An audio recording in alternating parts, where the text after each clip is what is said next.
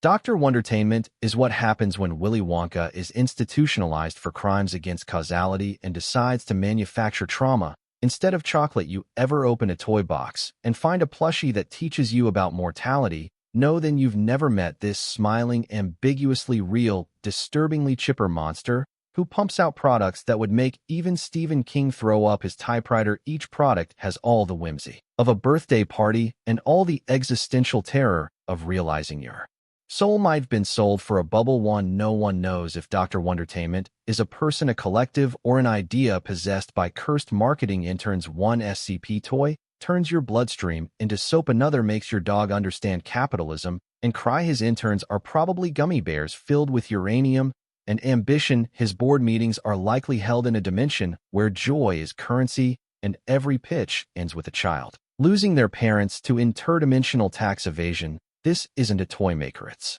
a psyop disguised in rainbow paint and rhyming manuals, and it works. Kids love him. Why? Because the true horror is how much it understands us. It packages the nightmare with sparkle and lets you thank it for the emotional damage.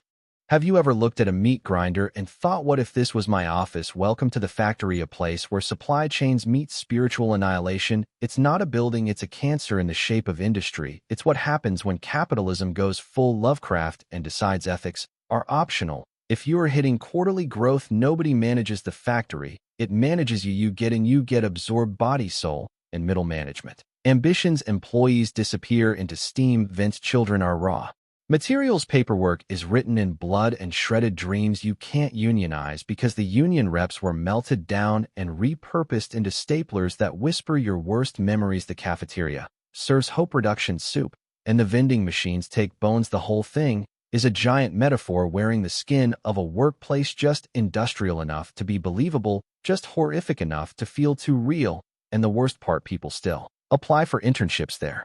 Imagine your boss is a ghost with security clearance and a god complex. Now imagine that's the administrator. He's not just absinthe, he's the concept of absence made flesh. He's the reason you wake up at 3 a.m. feeling watched by HR. Nobody knows what he looks like, nobody knows what he wants. Some say he's a necessary evil, others say he's a backup personality of the universe itself. Personally, I think he's a corrupted PDF file that gained sentience after too many middle managers downloaded it from SharePoint. Every memo begins with "as per the administrator's directive" and ends with someone getting amnesticized so hard they forget how to blink. He doesn't attend meetings. Meetings attend him spiritually, like seances in a boardroom of dread. He is bureaucracy weaponized. If Kafka had nightmares, the administrator was in them, drinking black coffee and firing people through ontological paradoxes.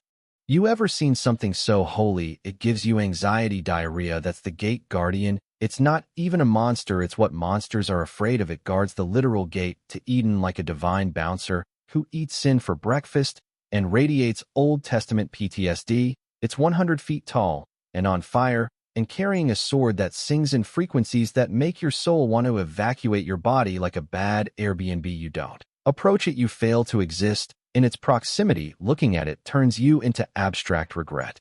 Some people think it's an angel, others think it's the universe's kill switch. Personally, I think it's God's antivirus program, and we're all malware pretending to be important files. You know what's wild? It doesn't attack. It just waits, patient, burning, watching like your unpaid parking tickets, but divine. And when it does move, whole timelines flinch. History reshapes itself like a scared child under a cosmic blanket.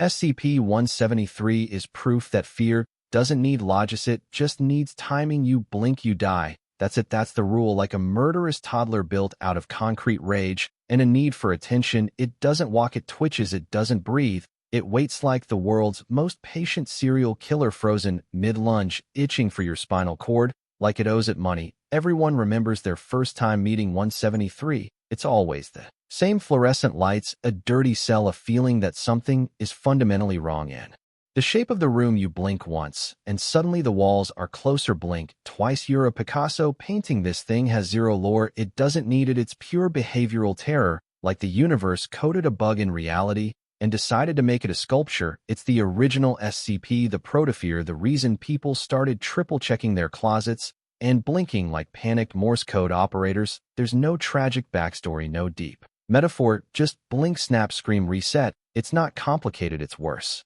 than complicated, it's inevitable. Let me preface this by saying you don't want to know the SCP Wiki has redacted files, and then it has SCP-231, where even the redactions feel like they're bleeding through the screen you read it, and your brain starts buffering in horror hayrase what we know a ritual and a containment procedure that makes seasoned agents quit and scrub their own memories with bleach and whiskey procedure. One tin Montauk is a phrase that hangs in the air like the smell of burnt prayers. You see it, and your moral compass quietly dissolves into static. Every theory is worse than the last. It's either a ritual assault to prevent the birth of a god, or something even more horrifying like a voluntary ritual assault. And the girl SCP-2317, the last one. The rest are gone, presumably successful. If you feel sick reading this, good, you should. The horror of 231 isn't the procedure, it's the implication that the world survives because we chose to look away. It's ethical decay, framed in bureaucratic normalcy, a reminder that the Foundation doesn't protect the world from monsters, it protects it from the price of survival. Dr. Clef is what you get when you mix Indiana Jones, a war crime, and a multiversal midlife crisis. He's got charisma, mystery, and a body count that includes several metaphysical concepts. His personnel file is a contradiction wrapped in Sasoni foot in lore. 1 foot in a flamethrower. People say he used to be an angel or a demon or an SCP himself. Others say he just really hates gods and likes explosions. One time he killed a creature that existed in 4 dimensions using a mirror and a song lyric. Another time he tried to seduce death just to see if he could. Clef walks into anomalous war zones like he's late to brunch. He flirts with reality the way a drunk texts. They're exposed, unstable, and likely to get everyone deleted. He doesn't just break the rules, she writes them in blood and sarcasm, and then burns the rulebook for warmth. And through all that chaos, one truth remains: he's loyal to the Foundation, to people, to the idea that if we're all dancing on the edge of the abyss, someone's gotta DJ. SCP-093 is what happens when you hand someone a cursed mood ring and they walk into biblical horror. You hold it, you walk through the mirror, and suddenly you are in a desert made of grief and secrets. The world it leads to is dying, rotting like a fever dream written in Roman ruins and spiritual rot, and it adapts to you. The color of the disc changes based on your emotional state. That's right, your trauma is the key, and it wants to be read. Ever wanted a pocket therapist that opens gateways to existential torment? No, too bad. You explore dead civilizations full of ghostly hierarchies, biological AIs, and echoes of religious self-destruction. One world had a crucified sky, another had a military church that punished prayer. It's not exploration, it's autopsy. You don't come back with knowledge, you come back with insomnia and philosophical parasites. And the worst part, every time someone goes in the mirror, gets hungrier, more real, like it's watching you, like you're next. You think you're the observer, sweetheart. The reflections already taken notes. If the SCP Foundation is the Sutundi Mafia of reality control, then the Serpent's Hand is the guy at the back of the rave screaming about mushroom gods and library portals while throwing Molotov cocktails made from philosophy textbooks. These aren't just rebels, these are reality activists. They live in the Wanderer's Libraria dimension that's part archive, part organism, part passive-aggressive librarian that judges your browsing history. It contains every book that could have been written, including the one where you betray yourself in Chapter 3. The Serpent's Hand believes that knowledge shouldn't be contained, that anomalies aren't threats, they're truths. They want humanity to wake up, even if that means shattering our minds with ancient poetry and bioluminescent dream worms they recruit from cults' nightmares. And that one friend who thinks smoking crystals opens your third eye, and maybe it does, because if you stare too long into their ideology, it stares back and starts editing your internal monologue into free verse. Their symbol is a hand wrapped around a serpent, but really it's a middle finger pointed at conformity, polished in sacred ink. They're chaotic, good or chaotic, don't care about alignment, just vibes. Man, they're not heroes, but they're a necessary question, one the Foundation can't delete without accidentally rewriting its own manifesto. Oh look, joy incarnate, cute, right, wrong. SCP-999 is what happens when you weaponize joy, when you bottle up unconditional love, giggles, and serotonin, and then throw it into a world made of dread.